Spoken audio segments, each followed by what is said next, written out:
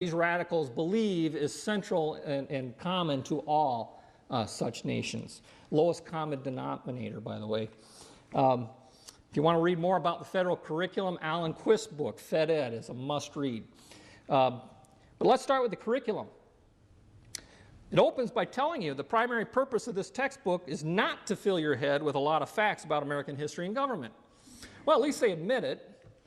They go on to tell you in their final chapter, always read the final chapter, it tells you where they're taking the kids. This lesson looks to the future. You focus on some major developments taking place in our society that are likely to affect the very nature of citizenship during your lifetime.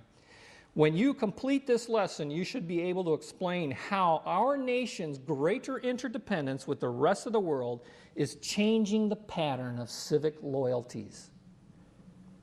This is the real meaning of civics education and why it is endorsed by No Child Left Behind. Textbook goes on to tell you that we will be studying about the global village, and it ends by asking the question, what advantages might be offered by world citizenship? What disadvantages? Do you think that world citizenship will be possible in your lifetime? Folks, if you read this book, the answer is, oh yeah, I can't wait. I can't wait. That's what our kids are learning now. This is a calendar in Minnesota, Apple Valley School District, that tells us that learning for a lifetime means our graduates will be global citizens who see themselves as part of an international community. This is the movement in education, and global citizenship is one and the same with sustainable development. What they do is they declare the Bill of Rights old-fashioned.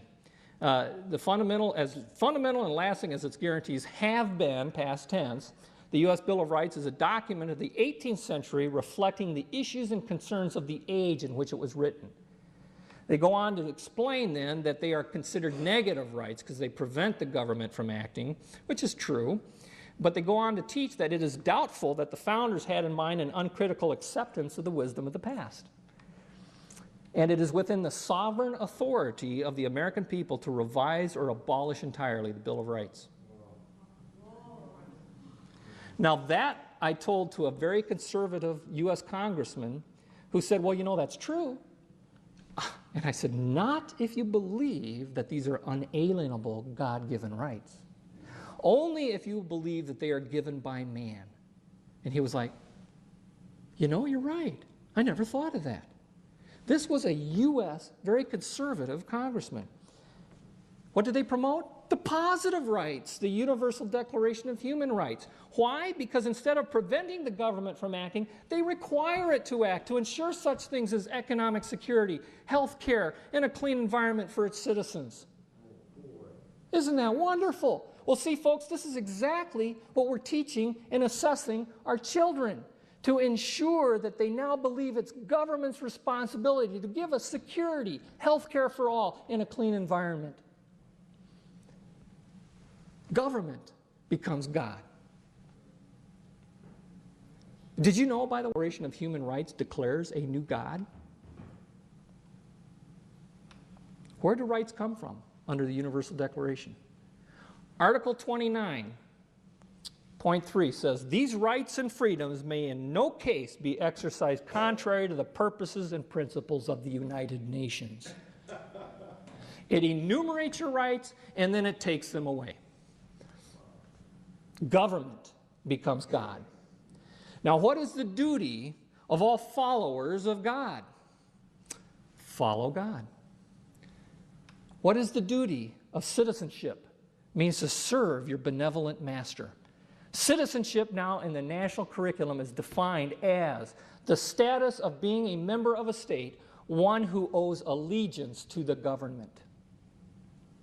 One who owes allegiance not to the principles upon which freedom is based, that we may judge government, but government. This was exactly the defense of the Nazis at the Nuremberg trials. Exactly. The only way they were convicted is even then the international court, represented by U.S., appealed to a higher law than government. This is the true meaning of the rule of law. Law is king. Not king is law. It's Lex Rex, Samuel Rutherford, his principles. Civic virtue, isn't that something we want to teach our children? You're wary now. Not under the new definition. The dedications of citizens to the common good, even at the cost of their individual interests or rights. This is a Maple Grove 7th grade test. The term sovereignty refers to the absolute authority a government has over its citizens. This is a correct answer. Are they talking about the U.S. here? Neither the United States nor Russia are sovereign states. The right answer is false, because our government has absolute authority over the citizens. How in the world can they believe that to be true? Take away a people's heritage, and they're easily persuaded. That's how.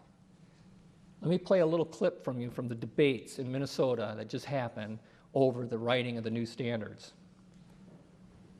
Let me ask you, Senator Kelly, I also noticed missing from the current standards that was in the House version was also other such principles such as national sovereignty, natural law, and free market enterprise. That would be something that we would be looking at as our commissioner takes up now the writing of the social studies standards. Why would your committee not include national sovereignty, natural law, which is referenced in the Declaration of Independence, and free market enterprise? Why would the committee fail to include those basic American principles, Mr. Kelly? Senator Kelly. Senator Kelly, Mr. President, Senator Bachman, like everything that happens in conference committee, it was a compromise. We've just compromised away our freedom. They know, folks, the Declaration is key to winning this battle. That's why the fight in Minnesota is now over the Declaration principles. I want to recap real quickly the Declaration principles versus sustainable development. National sovereignty is replaced by world citizenship. Natural law is replaced by positive law. Constructivism replaces self-evident truth. All people are equal before God is now replaced by multiculturalism. That is not celebrating different cultures who are here. That is declaring everyone different by their culture, and all ideas are now equal. Equal opportunity was under one. Equal outcome is now the rule of the day. Creator-given unalienable rights is now government-defined rights. Purpose of government was to secure rights. Now the purpose of government is to distribute fairness. Popular sovereignty has been replaced with absolute power. Folks, I rewrote the Declaration of Independence years ago based on what I was learning in the curriculum. It is now we hold these concepts to be self-actualized, that all genders have evolved the same, and that based on their human nature, they are now entitled to certain basic rights, that among these are choice, license, and the pursuit of fairness. This principle is all over Maine's curriculum. I'm not going to go there because I don't have enough time. There are other principles involved, including emotional indoctrination. We have now declared that we are under the United Nations full-fledged members to support the goals. What we are doing is creating a synthesis of East and West under a new civilization, which is declared a new civilization is emerging in our lives, and blind men everywhere, that's you and I, are trying to suppress it. The book ends, from the wisdom we thank Mr. Jefferson, who helped create the system that served us for so well for so long, and that now must in its turn die and be replaced. The foreword to this book was written by Newt Gingrich.